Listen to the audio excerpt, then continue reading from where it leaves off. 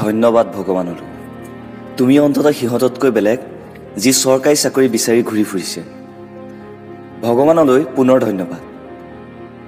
তোমাৰ জীৱনত যিহেতু এটা ব্যতিক্ৰম আশা আছে। সমাজখনৰতো এটাই কাম, কোনোবাই বেলেগ কিবা এটা কৰিব বিচাৰিলেই তাক টানি আজুৰি বাধা দিব বিচৰাটো। যদি তোমাৰ মা দেউতাই তোমাক মিউজিকত বাধা দিছে, তেন্তে তেওঁলোকেতো সেয়া শুদ্ধ কামেই কৰিছে। কাৰণ তেওঁলোকে ইমান ওচৰত প্ৰথম এজন ব্যক্তিক দেখিছে যি চাকৰিতকৈ বেলেগ কিবা এটাৰ কথা ভাবিছে। আৰু মা দেউতাই এইটো কাৰণে সঁচা কথা কৈছে, কাৰণ তুমিতো মিউজিকক লৈ আজিলৈকে একোৱেই কৰিব পৰা নাই। চবৰে মাক দেউতাকে কয়, মোকোতো কৈছিলে নি, কিন্তু কিনো হ'ল তাতে। আজি তোমালোকতো মোৰ লগত আছা, মোৰ কথাবিলাক শুনিছা। মিউজিক কৰাটো কোনো ডাঙৰ কথা নহয়, কাৰণ পৃথিৱীত কত কিমান ডাঙৰ মিউজিচিয়ান ইউটিউবাৰ্ছ আছে। কিন্তু তাতে কি হ'ল, গাঁৱৰ ল'ৰা মই, দেউতা খেতিয়ক, আৰু মিউজিক স্কুল, পইচানো ক'ত পাম। আৰু জইন কৰিবলৈ ঘৰতো নিদিয়ে। ওচৰ চুবুৰীয়াই ক'ব কিবা বেলেগৰ কাৰণেতো যোগ্যতা নাই, সেইবাবে মিউজিক শিকিছে।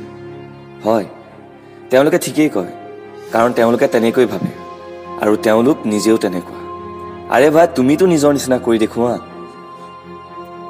এটা কথা কওঁ বন্ধু, সমাজৰ সকলোৰে মনত যদি তুমি থাকিব বিচাৰা, তেন্তে এক মুহূৰ্তৰ বাবেও তুমি এই সমাজখনক পাহৰিবই লাগিব।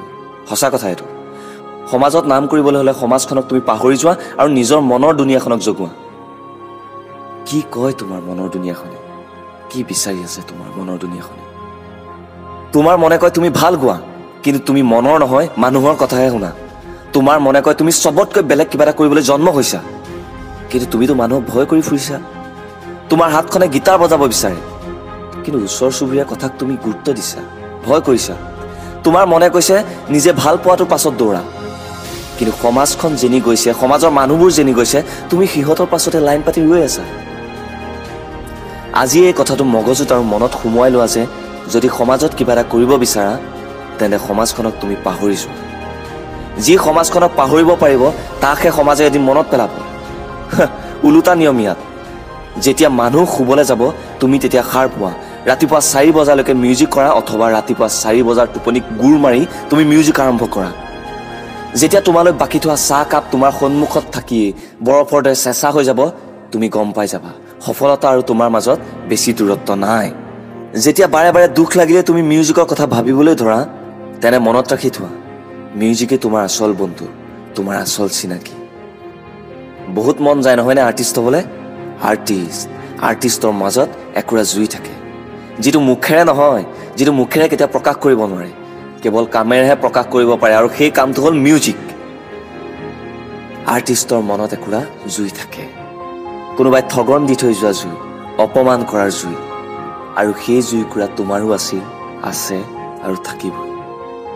কিন্তু কেতিয়াবা চকুত পৰ্দা লাগি যায়।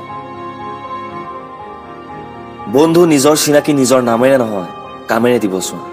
আজিৰ পৰাই গৌৰৱেৰে কোৱা, মই এজন মিউজিচিয়ান, মিউজিক মোৰ প্ৰথম আৰু শেষ প্ৰেম।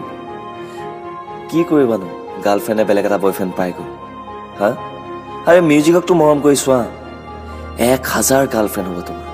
কিন্তু তাতকৈ ডাঙৰ কথাটো হ'ল, তেতিয়া তুমি সেই 1000 গাৰ্লফ্ৰেণ্ডক সময় দিব নোৱাৰিবা, কিন্তু তাৰ মাজত তুমি মিউজিককে ভাল পাবা। যেতিয়া তোমাৰ প্ৰিয় গান বাজে আৰু তুমি নাচিবলৈ ধৰা, কান্দিবলৈ ধৰা, তাকেই কয় মিউজিক। এনেকুৱা গোৱা যাতে সমাজে কান্দে, সমাজে তোমাক বিচাৰে, সমাজে নিজক পাহৰি যায়। তুমি কান্দিলে সমাজে তোমাৰ লগত কান্দে, তুমি নাচিলে সমাজে তোমাৰ লগত নাচে। মনত ৰাখিবা বন্ধু, মৰাৰ আগত অন্তত শান্তিত মৰিব পাৰিবা, কাৰণ তুমি তোমাৰ সপোনটো পূৰা কৰিহে এই পৃথিৱীখনৰ পৰা আঁতৰি গৈছা।